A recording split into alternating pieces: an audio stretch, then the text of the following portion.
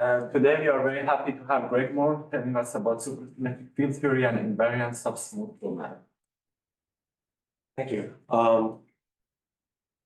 The people who just arrived are supposed to talk about what they've been thinking about, work in progress, and so I'm going to be telling you a little bit about some of the work in progress.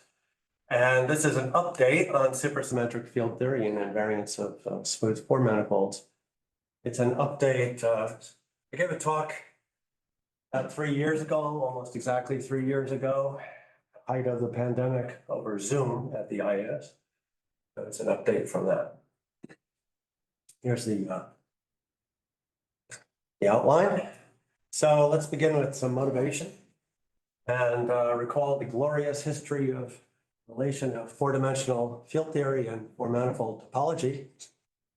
It began with the discovery by Bilavin, Polyakov, Schwartz, and Chipkin in 1975 of the instanton solutions to the Yang-Mills equations, which in the hands of the Oxford School, Donaldson, Tia, and Hitchin, led to the discovery of Donaldson invariants. And then Tia asked Switten for a physical interpretation of the Donaldson invariants, and that led to the introduction of topological field theory. And well, there were many motivations for the work of Seiberg and Witten on the low energy effective action of N equals 2 theories, but at least one of the motivations was the desire to make this TQFT more computable. And that was achieved with the introduction of the Seiberg-Witten invariants, which revolutionized four-manifold topology back in 1995. So as a physicist, so before I get there, so I think of this as a paradigmatic example of the modern interplay between physics and mathematics. And indeed, 10 years ago, I wrote an essay on my homepage, Physical Mathematics in the Future, where I took that as one of the central examples. I also stated a long list of open problems, and I looked back at them, and some are very quaint. Some were prescient, some have been solved, and some of them we don't know. So today I'm going to continue this line of development from the late 80s to the late 90s, and maybe it's not as glorious, but at least it's not inglorious. So the reason is that not all questions are answered. I mean questions about four-manifold differential topology. To make that point, throughout this talk, X will be a four-dimensional, smooth, compact, oriented manifold without boundary. And for simplicity, and only for simplicity, it'll take it to be connected and simply connected. But we will assume, as is essential in Donaldson and Seiberg-Witten theory, that X admits an almost complex structure. And there's a theorem in mathematics that says that it admits an almost complex structure in this situation if and only if B2 plus is odd. So that means we're missing half the world of four-manifolds. So there's more to learn. Indeed, we don't know anything even close to a complete topological invariant of four-manifolds, and there's a famous textbook with this title. So as a physicist, you might look at the situation, and Witten's paper was about N equals 2 pure super Yang-Mills theories. So what about all the other N equals 2 theories? There are infinitely many of them, some of them Lagrangian and some not. And topological twisting should make sense for any N equals 2 theory, T, although the T-dependent details remain to be worked out. But given the successful application of pure SU2, super Yang-Mills, you can ask if there are other applications of other N equals 2 theories. And the answer to this question is actually yes. We did learn more about existing invariants by studying other theories. My favorite example is a paper I wrote with Marcos Marino and Gregory in '98, where we took the picture of the simplest Argyrs-Douglas theory by Argyrs, Plessner, Seiberg, and Witten, and showed that that implies some rules on Seiberg-Witten invariants and led to a topological condition we call superconformal simple type, which actually plays a role in rigorous rigorous discussions of the Witten's formula for the Donaldson invariants, and there's the Seiberg-Witten invariants. Also, I explored SUN Donaldson invariants with Marcos Murillo, which turned out to have applications to three-dimensional floor homology. So, I would expect that there are going to be further applications. What kinds of generalizations should we look at? Well, as I just said, other four-dimensional theories. I'm going to be talking about five-dimensional theories, six-dimensional theories, coupling to supergravity background. And, some of these might lead to truly new invariants that are independent of the Donaldson and Seiberg-Witten invariants. And when I say new here, in this sense, the Seiberg-Witten invariants were not really new. I mean, they were new that nobody had written them down before, and they're extremely effective, but they're capturing the same information as the Donaldson invariants because you can express one in terms of the other.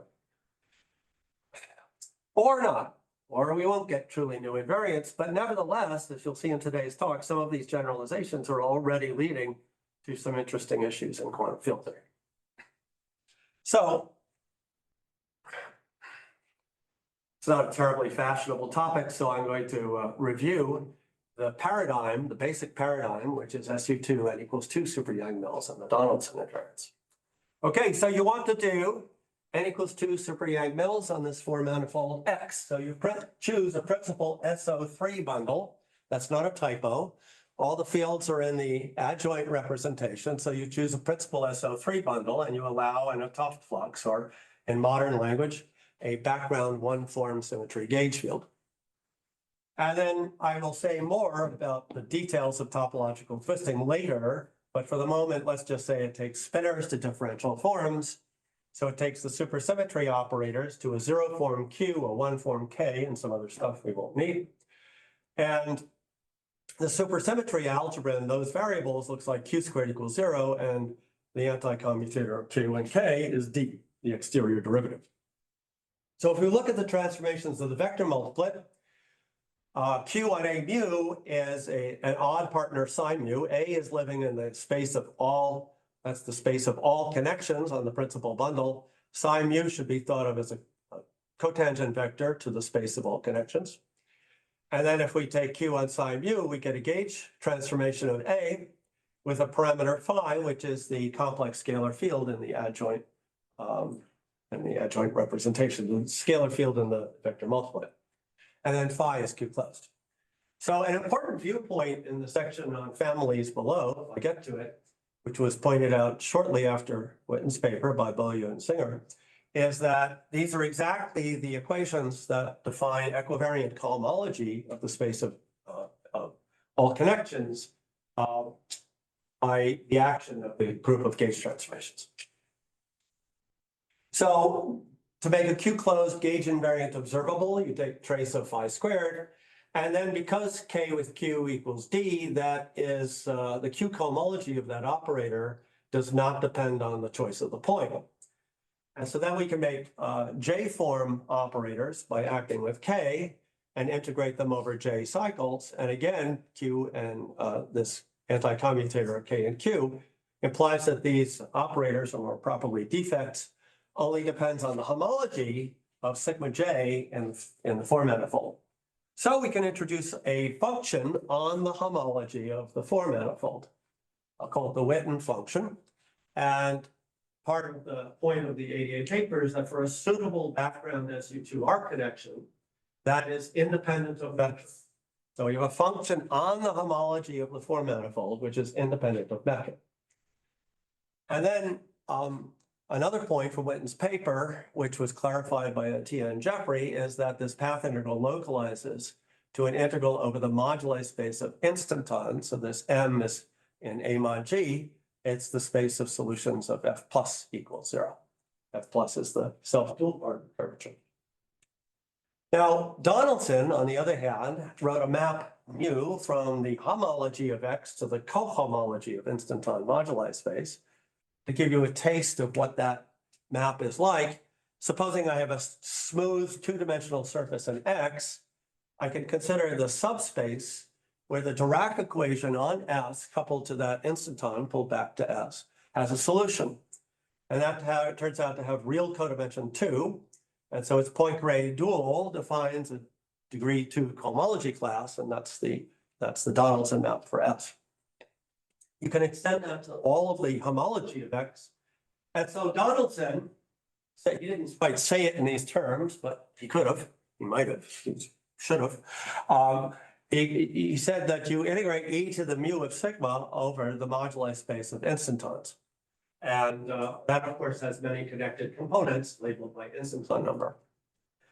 And his point was that this integral, while the moduli space depends on the metric, Z Donaldson of sigma does not. So, of course, the main statement is that these two metric independent functions of homology are the same, and we'll call it the Donaldson-Witten function. So now we'd like to evaluate the Donaldson-Witten function. We know it's independent of metric. That will need to be amended slightly. But for the moment, we know it's independent of metric, and so we can scale the metric up and therefore use the Seiberg-Witten low energy effective theory. And so when you do that, you find that this function is a sum of two terms, which I'll call the Coulomb branch integral and the Seiberg-Witten contribution. And I put this J here because there's actually a little bit of metric dependence sneaks in, very little. So what is J? J is the so-called period point. So it's a degree 2 real cohomology class, which is self-dual, and there's some other conditions that pin it down uniquely. But you see, the Hodge dual depends on the metric, and so the metric dependence comes in very weakly through this J. So these are functions of J. So now I'm going to say a little bit about these two different terms. So the Coulomb branch contribution is an integral over the Coulomb branch of vacuum R4, parametrized by U, the expectation value of trace phi squared. And I'll say more about what it looks like in detail, but it's computed using the Seiberg-Witten low energy effective theory for the low energy U1 vector multiplet, which is famously determined by the geometry of a family of smooth elliptic curves equipped with a meromorphic one form. But those curves degenerate at 2 points, and the singularities at those 2 points spoil the topological invariance. So we can restore that topological invariance with what I like to think of as an integral over the Higgs branch, where which is the Seiberg-Witten contribution. So that's a sum over spin C structures. I'll say what those are in a moment. And it's weighted by, first of all, a trigonometric function of the homology class, which is computed using classical intersection theory and a little bit from the low energy effective theory. And importantly, weighted by an integer invariant, the Seiberg-Witten invariant. So for the moment, spin C structures are the same as a subset of the integral homology lattice. Which subset? You choose an integral lift of W2 of X, and then you could shift it by an arbitrary even cohomology class. So those are one-in-one correspondence with isomorphism classes of spin C structures. Now, given one of those, you could form this Seiberg-Witten invariant, which counts the number of solutions of the Seiberg-Witten equations, which is an equation for an abelian U1 connection, sort of the magnetic dual of the U1 connection from the generic point in the U-plane, and a spinner, the so-called monopole spinner. So there's a massless hypermultiplet at those singularities, and upon topological twisting, the spinners become, the scalars in the hypermultiplet become a spinner. So this is the cardinal spin bundle associated with the spin C structure. And using a pair of spinners, you make a self-dual 2 form and set that equal to F plus, and then you have the Dirac equation. And so one of the things that Witten showed in '94 is when B2 plus is bigger than 1, then this is truly independent of J, and these are only non-zero for finitely many spin C structures. So this is a very effective formula for the Donaldson invariance. So now I'm going to go back and say a little more about the Coulomb branch integral. So that is a priori a path integral over the low energy U1 vector multiplet. So it has an abelian gauge field, some fermions, and a complex scalar field A. And it has a very complicated action,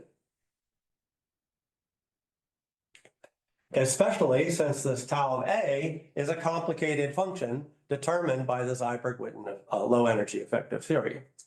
So there's a somewhat surprising statement in my paper with Edward from 97, well, the first one is not surprising. So when B2 plus is bigger than 1, the Coulomb branch integral is 0 because of fermion zero modes. That's fairly elementary. What's really quite surprising is that when B2 plus is equal to 1, this Coulomb branch integral is tree level exact. And much less studied, it would be, I think there's probably some interesting things here, but if B2 plus is equal to 0, we also said that it would be one loop exact. Now, a common confusion I've encountered with many people over the years is that they think of this as a localization evaluation of the low energy effective theory. It's not. It's a detailed evaluation of what kind of Feynman diagrams can contribute and stuff like that. And in fact, at least in 97, I overlooked some subtleties, and I'm now revisiting the subtleties with Vivek Saxena. So that's one thing that's in progress. Okay, now going back to this U-plane integral now. So now it's one loop exact, so you can try to do that integral. And it's very useful to give a modular parameterization of the Coulomb branch. So we have this parameter tau, this coupling tau, and it's related to the U of the U-plane by this very elegant formula in terms of Riemann theta functions. Which means that we can identify the Coulomb branch with the modular curve for a certain congruent subgroup of the modular group. So I'm sure you all are familiar with the keyhole region, the A standard fundamental domain for SL2Z. And so this region is just 6 copies of that. And so we're going to integrate over that region with measure d tau bar. And the Coulomb branch integral has the form of some holomorphic and metric independent function h of tau. And then this thing here comes from the photon path integral. So it's a total derivative with respect to tau bar of something that is not holomorphic in tau and continuously metric dependent. So the continuous metric dependence makes it look bad for this thing to be topologically invariant, but nevertheless, the integral is actually independent of the metric, except it's piecewise constant in this J. A more recent observation, which was best explained, I think, in this paper here, is that this is actually in the world this G lives in the world of Mach modular objects. It's a Mach Jacobi form, although it can be hard to find the exact form. Okay, so that's the paradigm. Any questions? All right, so let's start talking about other theories. So first we need to understand topological twisting. So again, speaking loosely, what Witten said was that for an astutely chosen background SU2R symmetry connection, roughly speaking, the R symmetry connection for SU2R is identified with the self-dual part of the spin connection of the Levitt-Chevedin connection. So for that choice, when you couple such a background, the action is Q exact plus a topological term. Now, in thinking about other theories, it's very useful to rephrase this in terms of a concept called reduction of structure group. So I'm going to spend about 3 slides just saying, what is reduction of structure group? What does it mean? So, tiny math lesson here. So supposing phi is a homomorphism from G1 to G2, 2 groups. Now, if I'm given a principal G1 bundle, P1, then I can form an associated principal G2 bundle.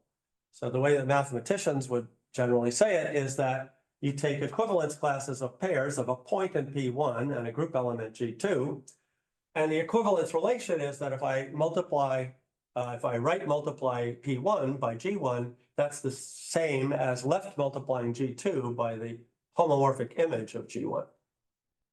Another way to think of it is in terms of, if you describe P1 in terms of transition functions on patch overlaps, G alpha beta from U alpha beta G1, well, of course, you can apply the homomorphism to it, and that'll give you mapped to G2. And since phi is a homomorphism, it'll satisfy the cocycle relation. So you get another bundle, a G2 bundle.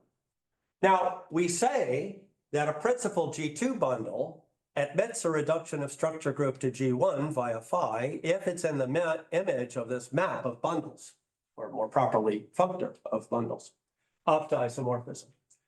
So in terms of transition functions, what I'm saying is that if P2 has transition functions G tilde, then we can find functions G alpha beta from U alpha beta to G1 such that G tilde is the image of phi and the G alpha betas satisfy the co-cycle condition. That is not always the case for a general set of G tilde alpha betas. So here are some examples. So in this language, a Riemannian metric on a manifold, on an N manifold, is the same thing as a reduction of structure group of the GLNR bundle of all frames of the tangent bundle via the inclusion of ON into GLNR. And orientation is a reduction of structure group of the frame bundle via the inclusion of the positive determinant GLNR matrices into GLNR.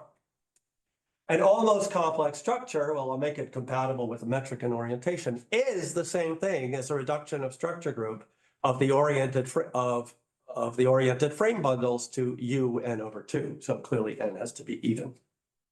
So I didn't define before what almost complex structure is, and that's a definition.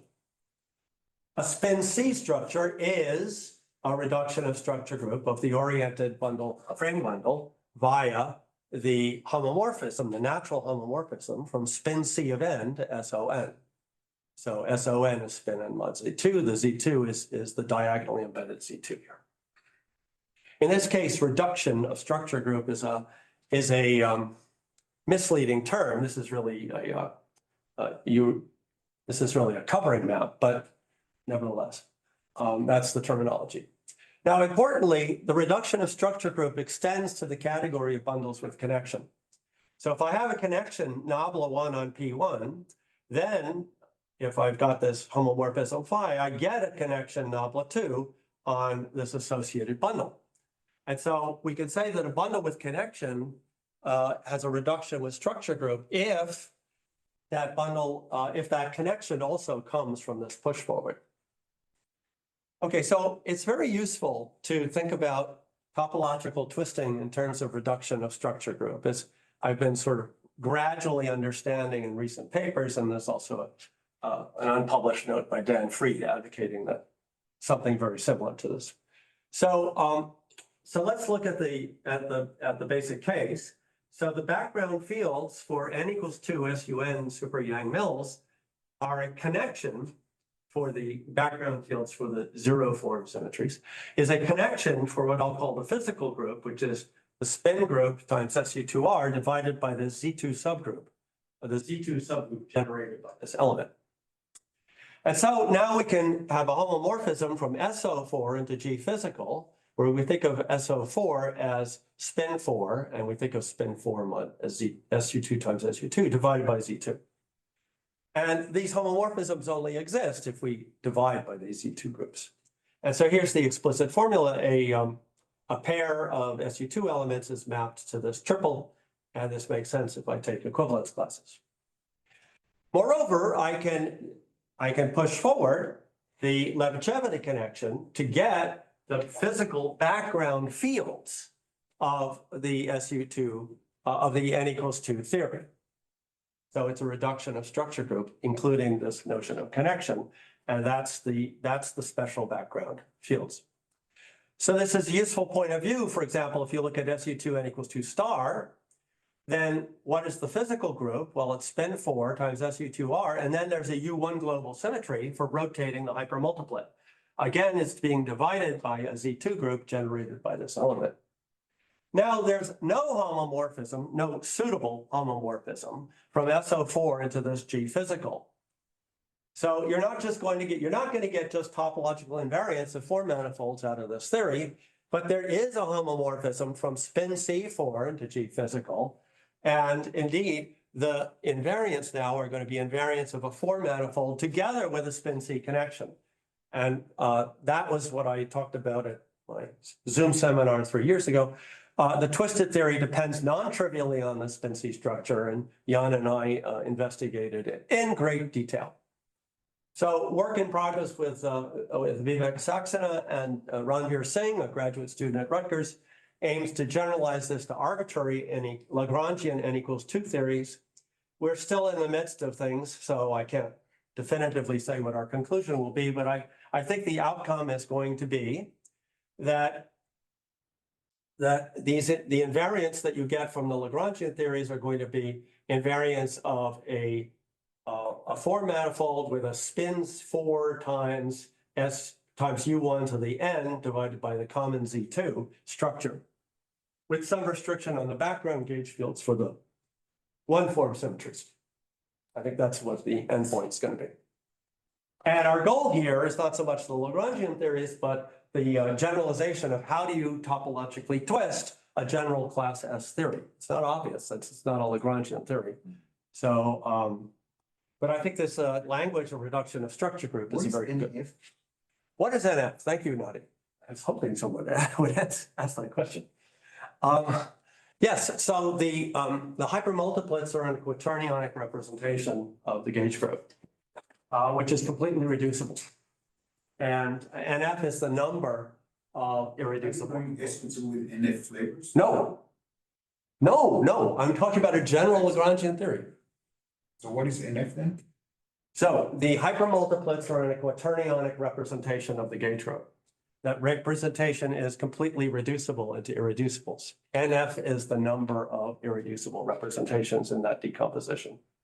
I am talking about a general Lagrangian theory, which is why it's actually something worth working on, because Well, in that generality, you could have non-Boolean flavor symmetries.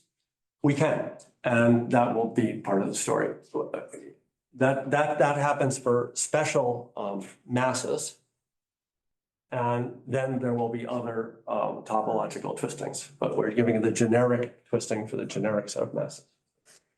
Once we're at it, do you assume that there's no R symmetry or that there is, or what's the input? What I'm saying is that there is, for generic masses, there is a topological twisting, which will give an invariant of a four-manifold.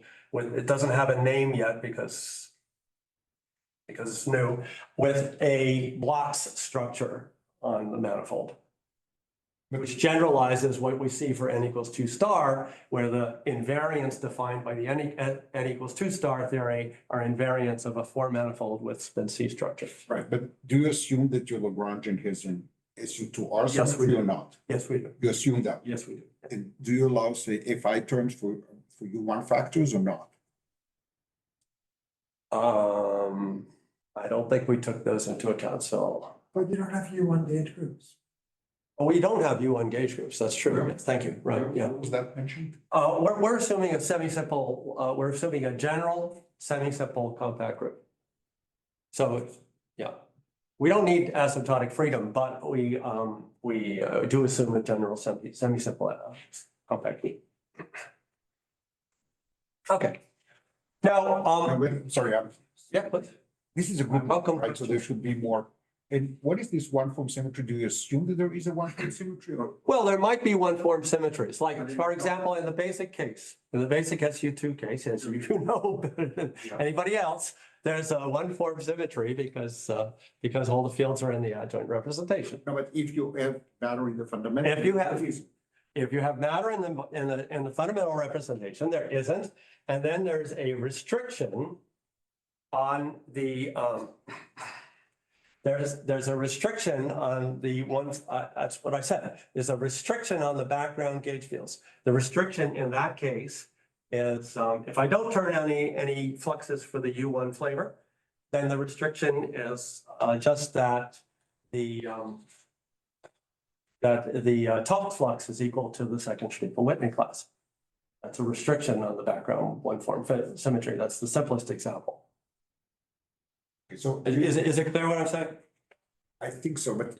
W2 of P Something about- is equal to W2 of X. No fluxes.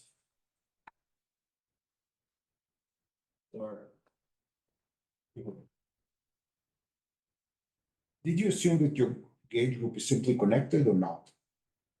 No, No, but then I could take the same theory and say it's SO3. that's, Then I sum over these, sure, then that's absolutely then there's correct. another one form symmetry. So Well, then there might be restrictions on the one-form symmetry. what's the class of Lagrangians that you study? What gauge group do you include? All Lagrangians with semi-simple gauge group.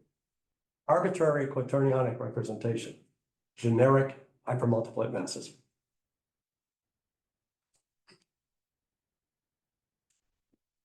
Can I ask a question? Please. Hi, Martin. Do you allow half hypers or? We allow half hypers, absolutely, yes.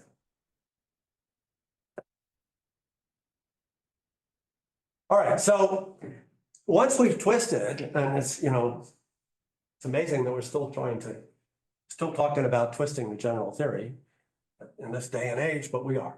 But once we've twisted, we could ask, what do the Lagrangian theories, what are they actually computing? And that's been known for a long time. The path integral for the topologically twisted Lagrangian theories localizes to the intersection theory on the moduli space of non-abelian Zyper-Quinton equations. And instanton moduli space is a very special case. So, again, we can, form the same topological defect operators.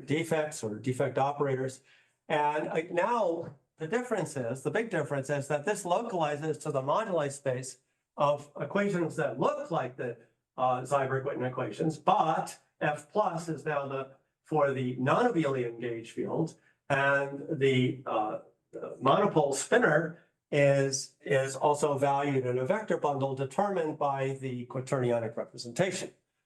And this was understood back in '97. And it was studied somewhat by Losov, Shanishvili, and Nekrasov. But again, 27 years later, nobody seems to have discussed whether the integral even makes sense at the level of orientation. So defining the integral over M requires a choice of orientation. And orientability should be determined by a certain mod 2 index of the deformation operator for these equations. But and a modern point of view on that is that determinant bundle, that deformation complex, should be the real state space of a 5-dimensional invertible theory. But as far as I know, we don't know what that 5-dimensional theory is. We hope the theory is trivializable, and if it is, then an orientation is a trivialization of this invertible theory. So this is something I've been discussing with Dan Fried. Is there a useful description of this 5D invertible theory?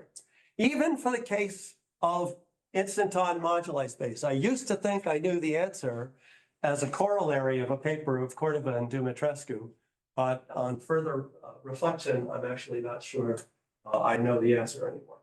So this is a question. This is another thing I'm working on. It's an interesting question. All right, now I'm going to talk about the K-theoretic Donaldson invariants. How am I doing for time? Okay.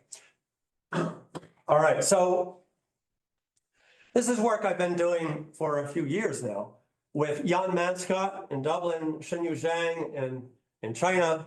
Runkai Tao is a graduate student at Rutgers, and Hyun Kim is in Korea. And it begins with 5-dimensional super Yang-Mills. And let's start with, we're going to work with a single vector multiplet. So we have a non-abelian gauge field A, a real adjoint valued scalar field, sigma, fermions, and auxiliaries. And the 5-dimensional Yang-Mills action is unsurprising. But as pointed out by Nadi a long time ago, this theory enjoys a U1 topological symmetry. So there's a conserved, a closed four-form trace F wedge F. And therefore, we can introduce a background vector multiplet for this topological symmetry. And that vector multiplet plays a very, very important role in what I'm going to say. So now we can write an action in the presence of this background vector multiplet. And the leading term is this, we call it a mixed Chern-Simons term, and there's a term that couples to sigma I. So evidently the expectation value of sigma I should be g to the -2 for the 5 dimensions. So now we take x5 to be Four-manifold times a circle. More generally, we could take it to be a circle bundle over X, although most of our paper is devoted to this direct product. And we'll make some assumptions on the background vector multiplet. So one is that if we take the holonomy of this gauge field around a circle, that's some constant function on X. And we'll assume that the field strength of Fi is pulled back from X. And in this case, there's a partial topological twist, which is again, best thought of in terms of a reduction of structure group. I won't define the exact homomorphism. And the background fields that make the theory run are just taking the push forward of the Levi-Cavity connection. So this is topological on X, but a non-topological, indeed a spin theory on S1. And one way of saying that is that there's a zero form Q symmetry, but it squares to translations along the S1 direction, modulo gauge. So that means that since it's topological on X, we can shrink X, and we can describe the twisted theory in terms of superquantum mechanics from mapping from S1 to the moduli space of instantons. And Nikita Nekrasov already had that picture in '96. But M is not spin in general. So in general, the theory is going to be anomalous. And so there are potential global anomalies. M is not spin, or this was understood by Tia and Witten back in '85. An equivalent way of saying this is that if you look at the fermion path integral in the superquantum mechanics, that's a Pfaffian. The Pfaffian involves a square root. That square root has an ambiguous sign, and that sign is not well defined on the loop space of M. So there's a global anomaly. What caught me by surprise is, well, that must imply that the five-dimensional super Yang-Mills has a global anomaly when M is not spin. And, all of these three things are controlled by, in some sense, the same six-dimensional mod 2 index. And that's great. Yes, Doug? Is this a Tooth anomaly or an anomaly that validates the consistency? I would say it's an anomaly that invalidates the inconsistency, because in the superquantum mechanics, we're trying to integrate over LM. And the five-dimensional super Yang-Mills, this A here is adynamical. So I would say it's a global anomaly that invalidates the consistency of the theory. So we reduce it to a certain 60 mod 2 index, and mod 2 indices are wonderful because you always have a 50% chance of getting the right answer. But I'm in some discussions with Dan Fried and Edward Witten are aiming to give me 100% chance of getting the right answer. So that's in progress. Anyway, our working hypothesis is that this anomaly can be canceled as follows. As I said, if I couple to the background vector multiplet, VI, then there's a mixed Chern-Simons term. And now if you reduce this to, if you do the reduction to superquantum mechanics with moduli of instantons as the target space, what you find is that it's superquantum mechanics coupled to a line bundle, which I'll call the Chern-Simons line bundle over the moduli space.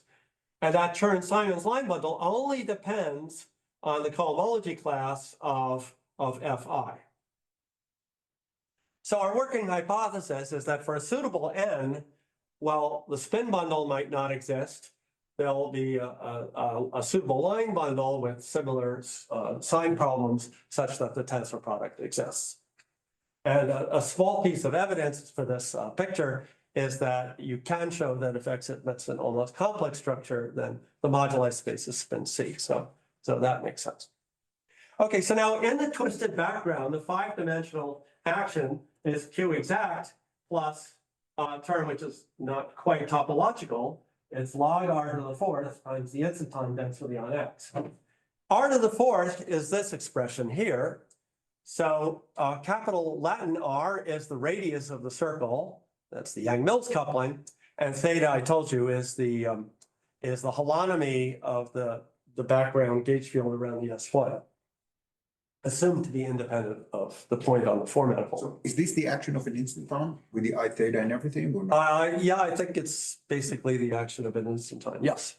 And you'll see that in more detail in just the next slide, next equation.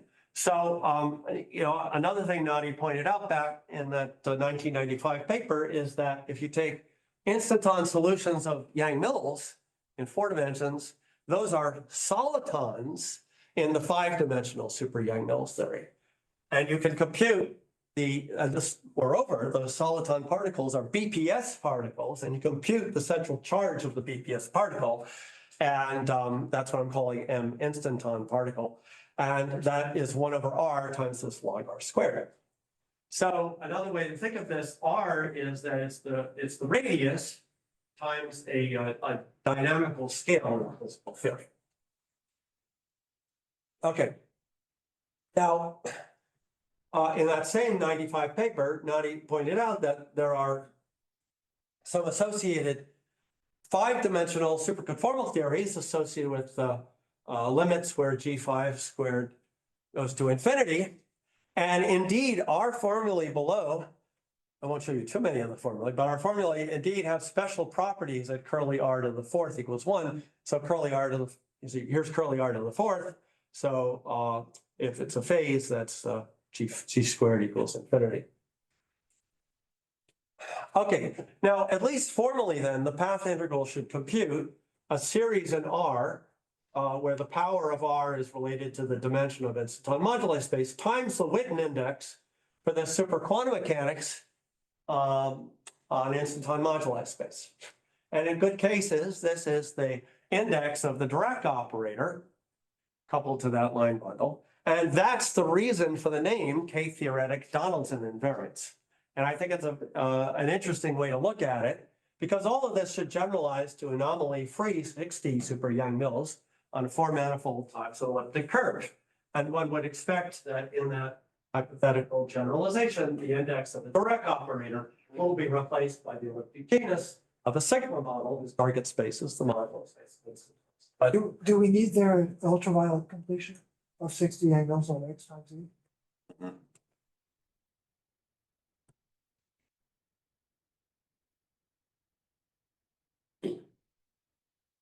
it's a good question. I don't know, because you can take Lagrangian theories that are not in 4 dimensions that are not ultraviolet complete and run the whole U-plane stuff and get reasonable topological invariants. So I mean, the safe answer is yes, but I don't know. I guess I'm more concerned that if we try to make subtle physics-based arguments about the properties of what we get from the 6D theory next time, so you don't need it. Well, that might well be true. That might well be true, yeah. Is there a known 2V completion? Sadly, no, actually. Because there's the little string theory, but it only works on some form. And the CFTs in 6 dimensions, does any of them have the property that if we reduce to 5, we get this theory? Is there a long list of them? Right, but I'm not too flabbergasted. I mean, I could go to, I would also like to think about, as I said before, the 4-dimensional class S theories are interesting.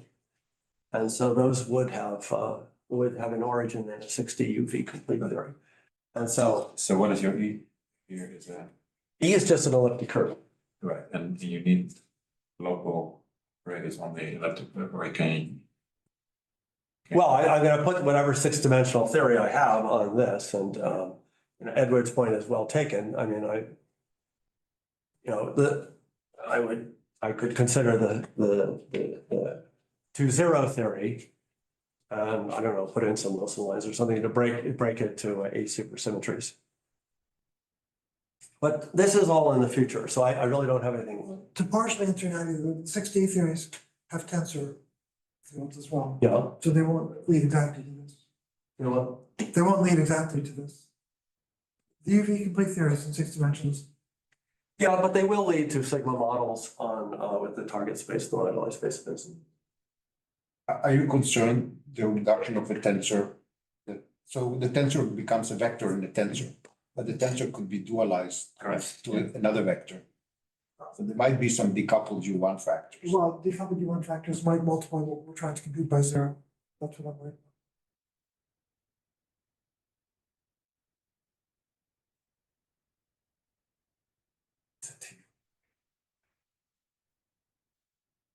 Well, again, if you don't like some, I mean, there are 60 UV complete theories. And if you don't like some, I'll switch to the other ones. I mean, as I said, the class S theories in 4 dimensions are quite interesting. So, you know, they would have a 6-dimensional origin, which would be interesting to investigate. Anyway, going back to 5 dimensions, we have our hands quite full with 5 dimensions, as you'll see in a moment.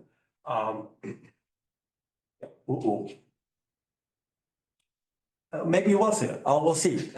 Back in 5 dimensions, this is at least formally the kind of formula we're trying to compute. And so what we did is we studied Z of Rn using both the Coulomb branch integral and independently toric localization when X is a toric Kähler manifold. Now, the mathematicians also, at least in the case where X is an algebraic surface, also studied these K-theoretic invariants in some very impressive papers. One by Gucha, Nakajima, Yoshioka in 2006, I'll call that GNY, and a more recent paper by Gucha, Martin, Kuhl, and Williams. And so using the physical techniques, we derived results which differ from GNY and also agree with GNY. So suitably interpreted. So clearly I have some explaining to do, but not a lot of time. So this raises a rather obvious puzzle. Okay, so now let me start toward try and explain what I mean by this. So the total partition function, again, it's very much like the 4-dimensional story. There's a Coulomb branch term and a Seiberg-Witten term. The Coulomb branch integral determines the Seiberg-Witten contribution. The special Kähler geometry is now subtle. I won't speak about it very much. If I take the 5D group to be rank 1, Coulomb branch is now, again, the complex plane, but now parametrized by the supersymmetric Wilson line around the circle. I'll call that capital U for the capital U plane. And, you know, that semi-classically looks like cosh of RA, where A is now a cylinder-valued special Kähler coordinate, and the prepotential is known from work of Nekrasov. Now, the Coulomb branch turns out to be a branch double cover of the modular curve for gamma naught 4. And here's the formula that determines the branch double cover. So capital U squared is related to little u that way. Well, we've seen little u before. And so our domain of integration is now going to be twice as large with some branch cuts that we need to be careful about. So here's the Coulomb branch integral. It looks like this. There's a measure factor. And the new thing here is the square root. So that's why there's branch cuts and so on. C is some suitable contact term. Let's not worry about it. And then the photon path integral is the capital psi. And it depends on this rather important coupling, the second derivative of F with respect to A and the instanton mass. Here's the photon path integral is much like it was before, now holomorphic, measure dependent. Again, the measure is a total derivative. And so now for a suitably modular invariant non-singular G hat, we can write the photon path integral as total derivative. Although I have to say it can be really difficult to find the suitable G hat. There's some important technicalities there, but it does exist. And if you can find the G hat, then you can do the integration by parts.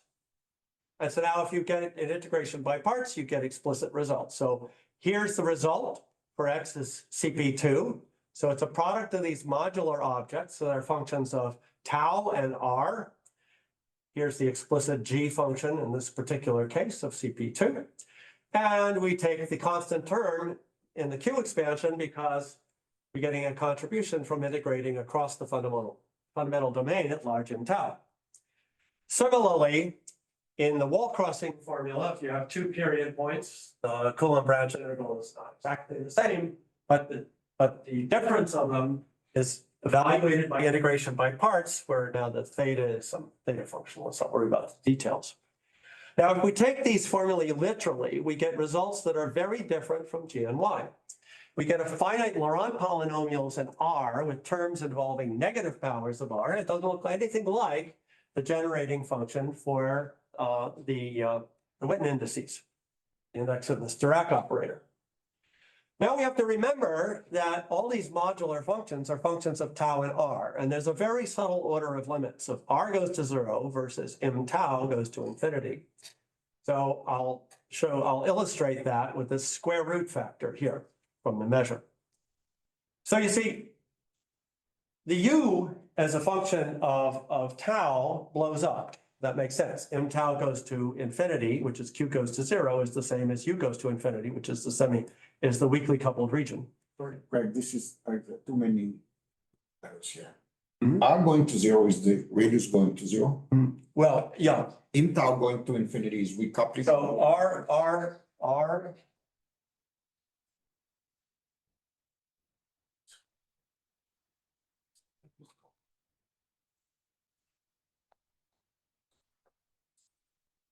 Or if you like, R is equal to radius times the scale. So the limit where we get a fixed lambda, a non-abelian gauge theory, 4 dimensions. What is it in terms of tau and R? Okay. In the UV, you have only R and G and Mills in five dimensions. Right. They translate into tau and lambda in 4 dimensions. Yeah, so it's R goes to 0 and G5 goes, yeah. Right, but I'm confused about the language here. Because R is defined by a 5-dimensional person and tau is defined by a 4-dimensional person. Right. And there should be a map between 2 quantities in 5 dimensions and 2 quantities in 4 dimensions. I agree with you.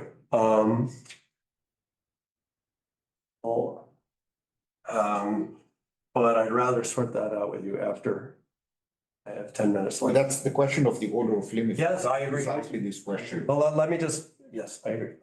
So let me just,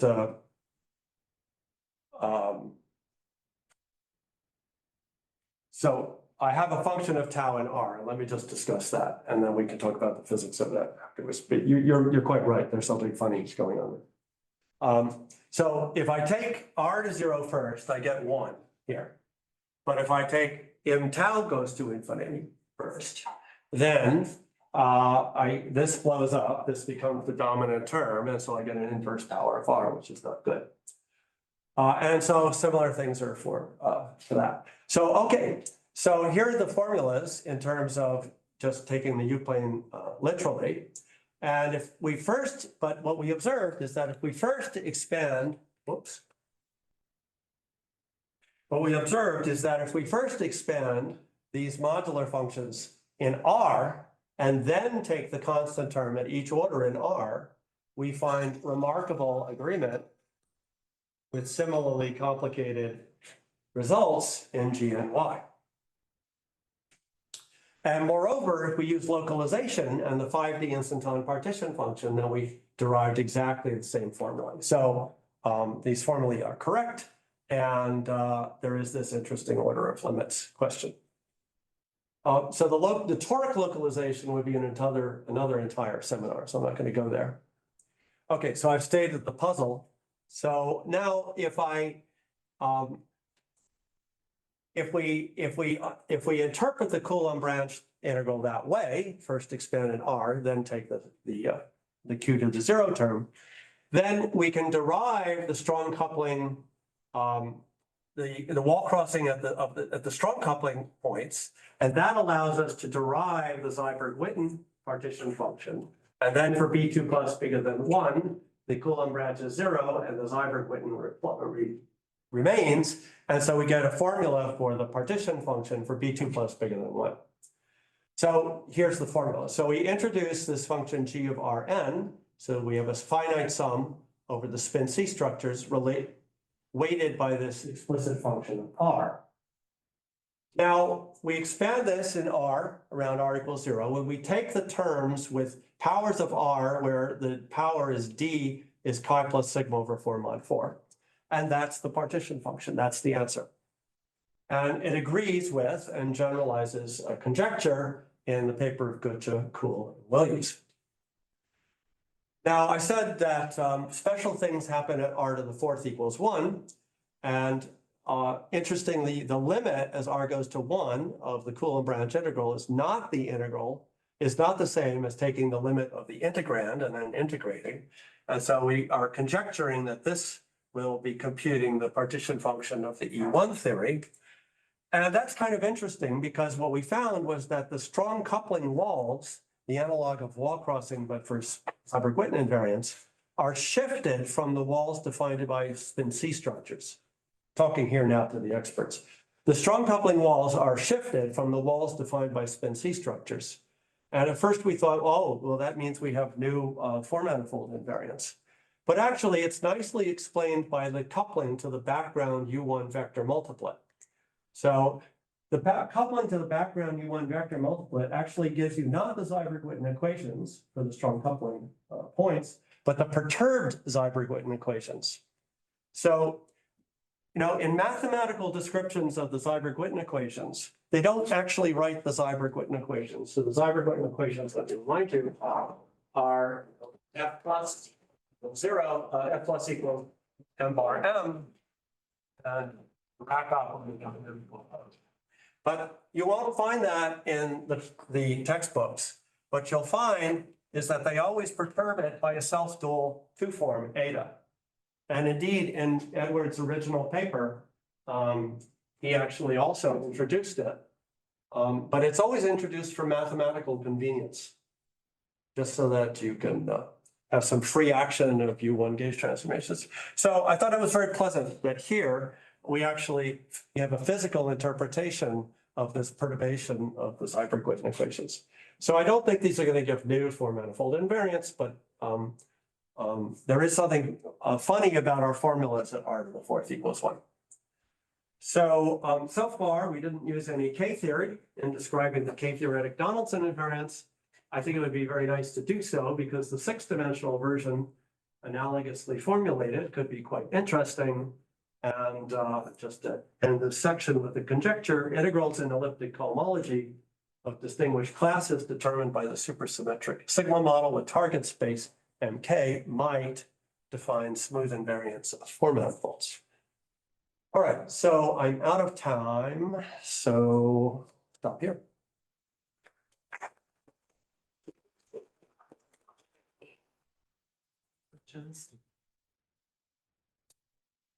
Yeah. What did you mean by integrals in elliptic homology?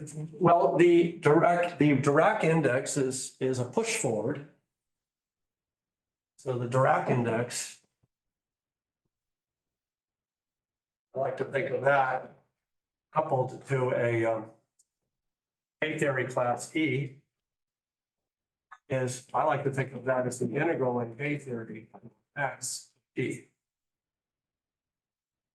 It's usually written as push forward of the K-theory. So you could also define a Tom class and all of that. And I mean, in any generalized cohomology there. Did you merely mean the elliptic genus of the modulators? Or a version of? No, well,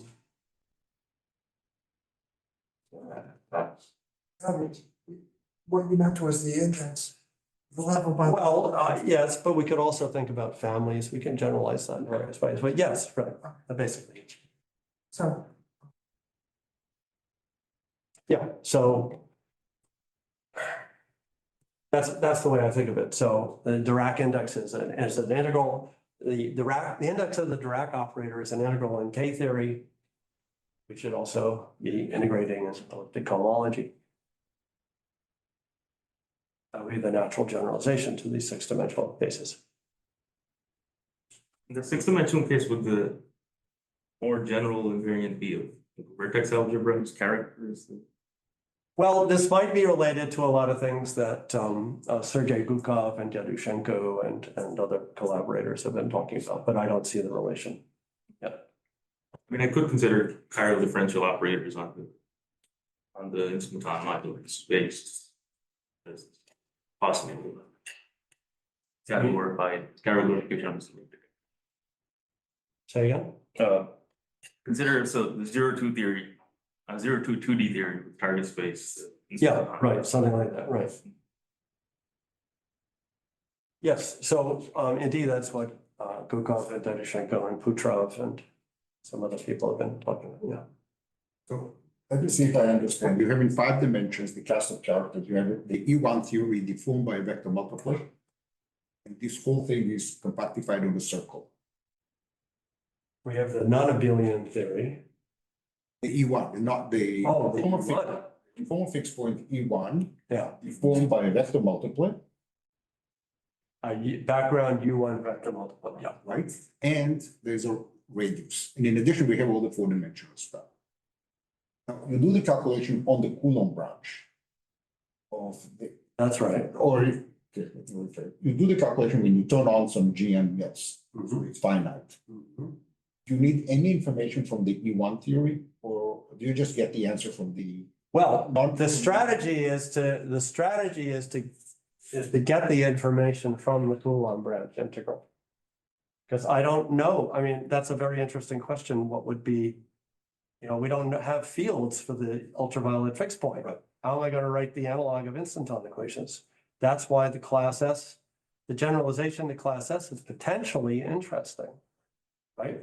We don't have the analog of this, so that's.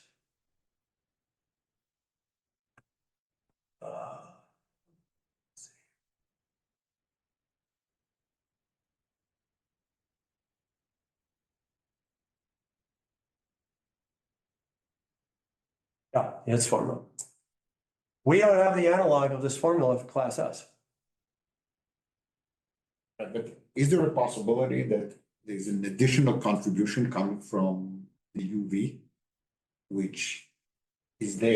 That's the strategy. So you look at the Coulomb branch integral, you find that it's not topologically invariant from strong coupling regions of the Coulomb branch. And you say, oh ho, that isn't good. There must be something which cancels that failure of topological invariance. And that was actually the strategy that Edward and I used in our 97 paper to derive the contribution of Zyberg-Witten invariance to the whole path integral. But in 4 dimensions, I understand that you really have in mind a complete theory, and that's the contribution of that part of it. Mhm. 5 dimensions, the analogous statement would be that there's an extra contribution coming from the E1 point. You don't know how to take it. Well, yes, that's what we're searching for from looking at failure of topological invariance from the strong coupling points. That's why I was rather excited when they didn't seem to have to do with spin C structures. This is the very, I'm returning to, this is the very last remark, not the very last remark, but almost the last remark I made.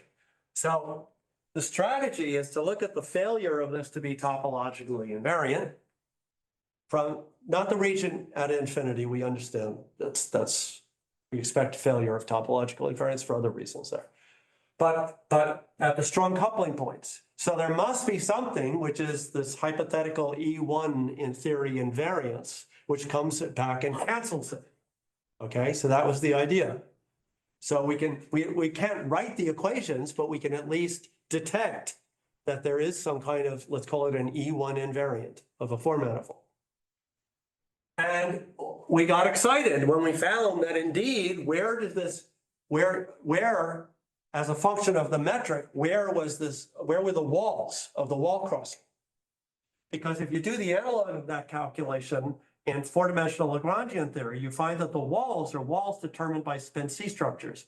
Okay, well, we know that the Zyberg-Witten invariants have wall crossing at walls determined by spin C structures. So we know we can restore topological invariance by using Zyberg-Witten invariants. Here, we got walls which were shifted from the spin C walls. So there must be new invariants, we thought. And then What I'm saying here is later on, we realized, well, they're not really new invariants. They're perturbed Seiberg. So yeah, they are not the Seiberg-Witten equations, but they are perturbed Seiberg-Witten equations, which the mathematicians already knew about. That, from the physics, does this tell you anything interesting on the E1 theory itself? It's a superconformal field theory we know very little about. This is some property of it. What is it? Okay, what I can do is I can use this observation to give you a partition function of the E1 theory on a four-manifold. Do I learn something about the E1 theory? Yes, I learned something. I learned what the E1 theory partition function is on a four-manifold. On a four-manifold times a circle. I mean, I used exactly that strategy in a paper I wrote with Yuri Nadayev about the simplest Argiers-Douglas theory. The simplest Argiers-Douglas theory is a non-Lagrangian theory. So I used your picture of how it appears in SU2 and F equals 1 at a special value of the mass. Right? And using that, Yuri and I wrote down what we claim is the partition function of the Argiers-Douglas theory topologically twisted on a four-manifold. And we have very explicit formulas. Did we learn something about the Argiers-Douglas theory? Well, that's kind of semantic. I mean, that's a debatable question. We gave you a partition function of the theory on a four-manifold, which was new information. And you say, well, did we learn something about the theory? Well, what do you want to know? If you wanted to know the partition function, then we answered the question.